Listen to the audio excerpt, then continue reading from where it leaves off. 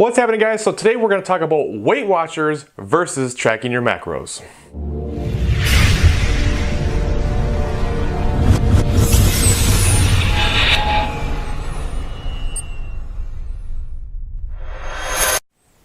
Alright, so I thought this would be an interesting topic because my wife has actually done Weight Watchers on a few different occasions. We have now transitioned her into tracking macros, and I am doing her coaching and her macros and her training and everything for a reasonable fee.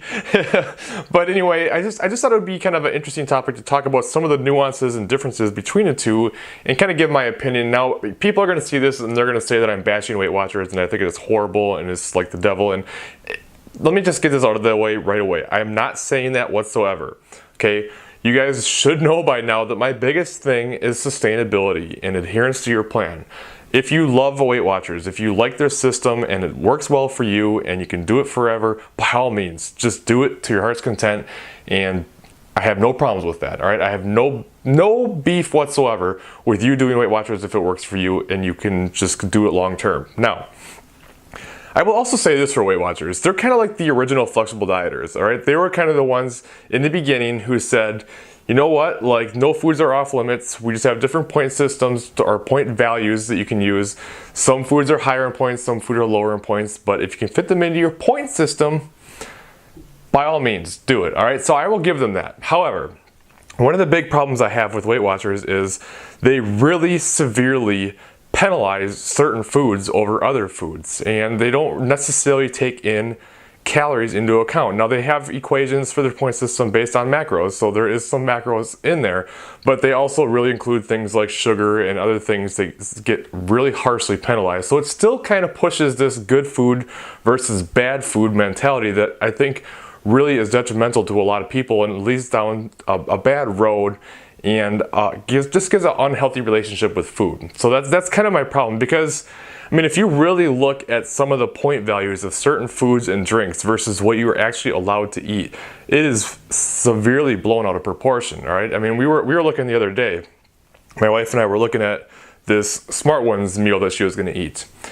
and it was 300 calories, and we looked it up based on what it would be for points. In the past, it would have been 9 points. Well, she got like 27 or 28 points in a day.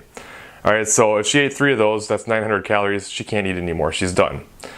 So I mean, 900 calories for my wife is very low, extremely low. And then you look at some of these other things like some sugary drinks and stuff that, while granted they're not the healthiest things in the world, like it's 250 calories, but it's like 15 or 16 points. It's like well over a half a day's worth of points, and you're consuming 200 or 300 calories. So it's just, while you can have these things, I mean, you really realistically can't if you want to eat any actual food, if you want to have a legit amount of calories. And that's kind of the biggest thing that we noticed with Weight Watchers is your calories, if you start doing equations, your calories get really, really low using their point system, all right? So, I mean, yes, I believe fruits and vegetables, or at least vegetables for sure, are free now.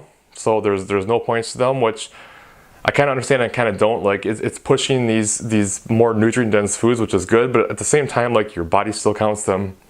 And it's pushing good foods versus bad foods, which I don't particularly like myself. Now, a lot of people end up on Weight Watchers and they're just severely under eating. You have to understand, any weight loss program will work if you're in a caloric deficit. And that's whether it's paleo or keto or Weight Watchers or Advocare or Jenny Craig or whatever.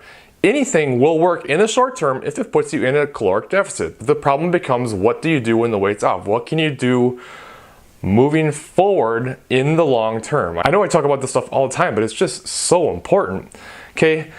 So, the other thing that becomes a problem is if your calories are really low, like they usually are with their point system, you know, your metabolism starts to slow and it becomes more difficult over time, and you don't understand how to make progress. You don't understand how to make different changes, okay? So with Weight Watchers, you got to use their point system all the time. You're going to have to understand it for the rest of your life. And they changed their point system on not that infrequent occasions, all right? They've changed it multiple times, so you have to relearn their point system. You have to learn how everything works. You have to learn, you know, what types of foods are certain points and change things up. So why not just count macros and understand that? That's like your body's own point system, so to speak, all right?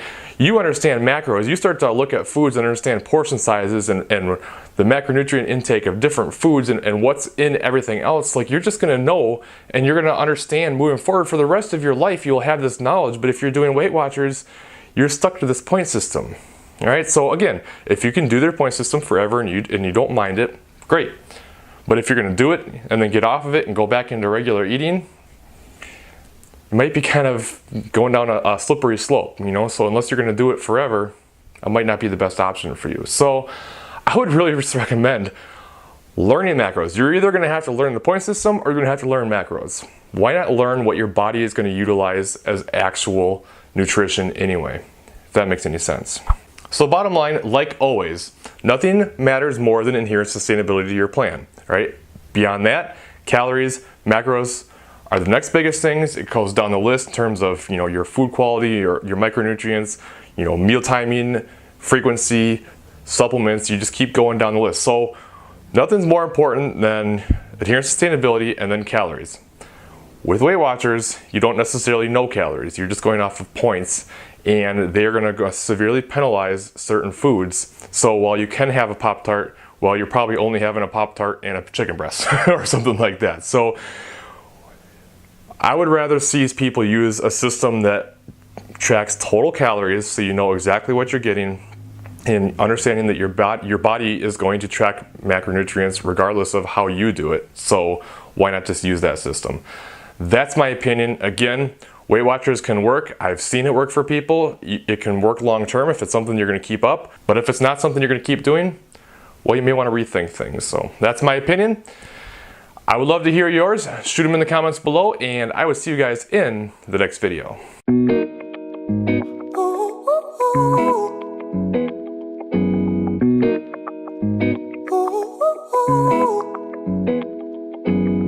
I'm addicted to the love that you're giving. Every minute, every day I've been craving